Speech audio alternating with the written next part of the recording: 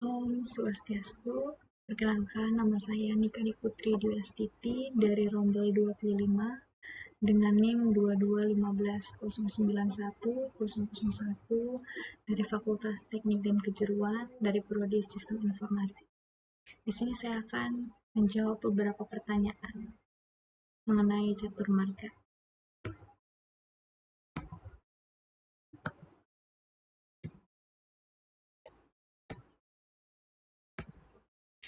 Soal yang pertama, sebutkan dan beri contoh dalam perayaan Nyepi dan Ngembak Meni pelaksanaan catur marga itu.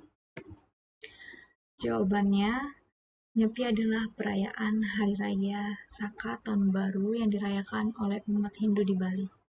Sedangkan Ngembak Geni adalah upacara yang dilaksanakan pada hari keesokan setelah Nyepi, di mana umat Hindu berkumpul untuk bersilaturahmi dan saling memaafkan kepada keluarga atau kerabat. Contoh pelaksanaan catur marga dalam perayaan Nyepi dan Ngembak Geni sebagai berikut. Yang pertama, contoh pelaksanaan pada Bakti Marga, yaitu melakukan ritual-ritual keagamaan seperti melukat di pura, bersembahyang, dan membaca mantra-mantra suci. Yang kedua, karma marga, yaitu memperbaiki perilaku dan membantu sesama.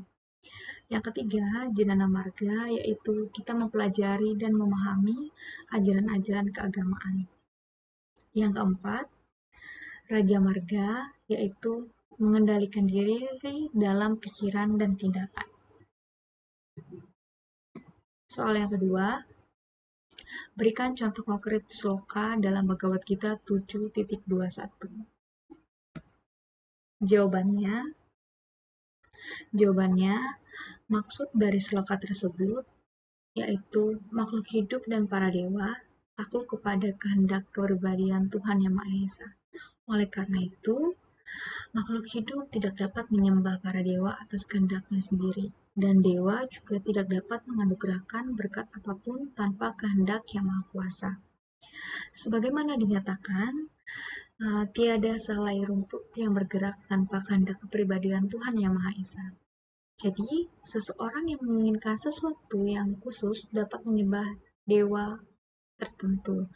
Sebagai contohnya, orang yang sedang sakit dianjurkan untuk menyembah dewa matahari. Selanjutnya, orang yang menginginkan pendidikan dapat menyembah Dewi Ilmu Pengetahuan, yaitu Dewi Saraswati.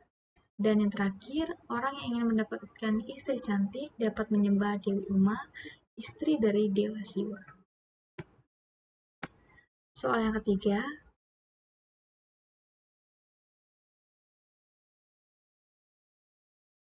maka apa yang Anda lakukan dalam beragama tentang Sloka Sarasmujaya 1.4? Jawabannya, yang kita lakukan sebagai orang yang beragama yaitu selalu menebarkan kebaikan, karena kebaikan yang kita lakukan akan membuahkan hal yang positif bagi diri kita sendiri. Jadi, apa yang kita berbuat, itulah hasilnya yang akan kita terima atau kita dapatkan. Soal yang keempat, tempat suci adalah suatu tempat maupun bangunan yang dikeramatkan oleh umat Hindu atau tempat persembahyangan bagi umat Hindu untuk memuja Brahma, beserta aspek-aspeknya. Sebutkan dalam satu pura untuk pemujaan roh para orang suci yang dihormati dalam agama Hindu. Jawabannya, tempat suci dapat kita kelompokkan menjadi dua, yaitu pura yang bersifat khusus dan pura yang bersifat umum. Tempat suci atau pura yang bersifat khusus, contohnya seperti pura keluarga atau yang disebut dengan Sangga Kemulan. Selanjutnya ada pura Swagina, yaitu pura Bedugul atau Ulun Siwi atau Ulun Danu. Selanjutnya ada pura Melanting, dan yang terakhir pura Segar. Adapun tempat suci atau pura yang bersifat umum, yaitu pura sebagai tempat pemujaan yang dimanfaatkan oleh masyarakat umum tanpa membedakan golongan, suku, dan profesi. Pura yang bersifat umum contohnya seperti Pura Kayangan 3, Pura Dang Kayangan, Sat Kayangan Jagat Bali, yaitu ada Pura Besaki, Pura Lempuyang, Pura Goa Lawa, Pura Uluwatu, Pura Batu Karu, dan yang terakhir ada Pura Bukit Panggelangan atau Puncak Mangku. Soal yang kelima, sebutkan tempat pemujaan dewa-dewi Hindu beserta inkarnasinya ke dunia sebagai awatara, seperti misalnya Rama dan Krishna. Jawabannya, Pura Kayangan 3 umumnya di Bali meliputi Pura Desa, Pura Pusat, dan Pura Dalam Merajapati. Yang pertama, Pura Desa atau Pura Bali Agung adalah tempat pemujaan manifestasi Tuhan sebagai Dewa Brahma, yaitu Dewa Pencipta Alam beserta isinya. Yang kedua, Pura Pusat adalah tempat pemujaan manifestasi Tuhan sebagai Dewa Wisnu, yaitu Dewa Pelindung atau pemelihara isi alam beserta isinya. Yang ketiga, Pura Dalam adalah tempat memuja manifestasi Tuhan sebagai Dewa Siwa, yaitu sebagai pelebur atau pralina alam beserta isinya. Lanjutan jawaban nomor 5 tadi, 7 awatara Dewa Brahman, yang pertama ada Awatara Walmiki, yang kedua ada Awatara Kasyapa, yang ketiga ada Awatara Dattatreya, yang keempat ada Awatara Vyasa, yang kelima ada Awatara Kalidasa, yang keenam ada Awatara Chandra, dan yang terakhir ketujuh ada Awatara Vikanas. Selanjutnya ada 10 awatara Dewa Wisnu.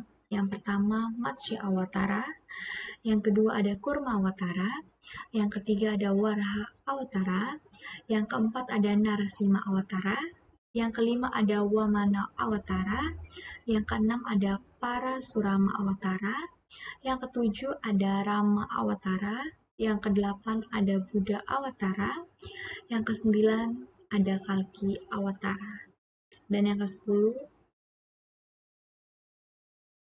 yang terakhir adalah yang 10 Kalki Awatara tadi. Adapun 19 awatara Dewa Siwa, yang pertama ada Awatara Piplat, selanjutnya ada Awatara Nandi, selanjutnya ada Awatara Verabhadra, selanjutnya ada Awatara Saraba, selanjutnya ada Awatara Aswatama, Awatara Bhairava, Awatara Durvasa, Awatara Grihapati, Awatara Hanuman, Awatara Wrisabha, Awatara Yatinath, Awatara Krishna Darsan, Awatara Biksu Varya, Awatara Sureswar, Awatara Kirateswar, Awatara Suntarka, Awatara Brahmachari, Awatara Yaseswar, dan yang terakhir ada Awatara Avadut. Soal yang terakhir ada pertanyaan, tempat suci Hindu umumnya terletak di tempat-tempat yang dikelilingi oleh alam yang asri, seperti misalnya laut, pantai, gunung, gua, dan sebagainya. Mengapa demikian? Jawabannya, hal itu dikarenakan tempat-tempat tersebut dinilai memiliki nilai-nilai kesucian.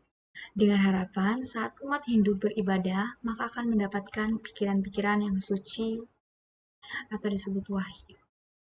Sekian jawaban pertanyaan dari saya. Saya tutup dengan Parama Santi.